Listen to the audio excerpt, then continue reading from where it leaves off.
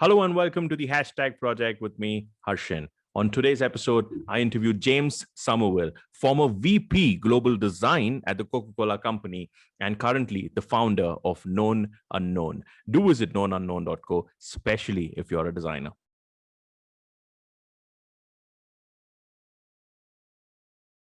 And one of them, I want you to tell people one unknown thing about Coca-Cola, the brand that it is, right? There's so much known about it, right? Everybody's seeing their every move. What are you speaking? What are you doing? There must be something unknown about the brand that people should know about.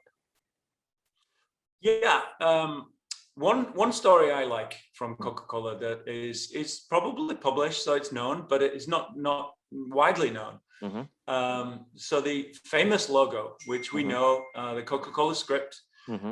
So this was so the designer of that was the bookkeeper of the founder. Wow. So the founder is John Pemberton. He's the inventor of Coca-Cola. His bookkeeper was a gentleman called Frank Robinson. And in the late 19th century, he had a ledger for the sales of Coca-Cola in a financial ledger, and he wrote on the cover Coca-Cola, and the founder said, "This is pretty good. I like this this Spencerian cursive script." So he extracted from the ledger, and it became the logo of today. Now, the interesting thing is, this is the story, but one of the most famous logos on the planet was designed by an accountant.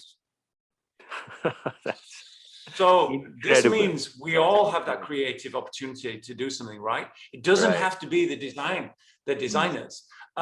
So there's room for everybody. But I think this is a really interesting story that, you know, the bookkeeper, the financial accountant of Coca-Cola designed the logo.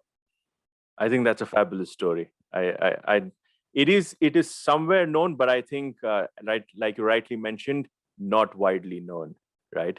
And like you rightly said, you know, it can inspire so many people, this story, right? That if the world's probably and arguably most famous brand's logo is made by a bookkeeper, I think there's so much potential in what an individual can do, right? Very, very inspiring story. Yeah.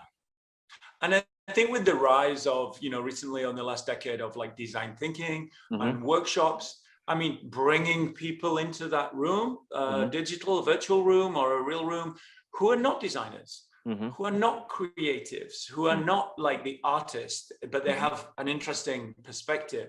This is a good example of from 100 more years ago, of how we are working and how we should embrace all different professions in the creative process today.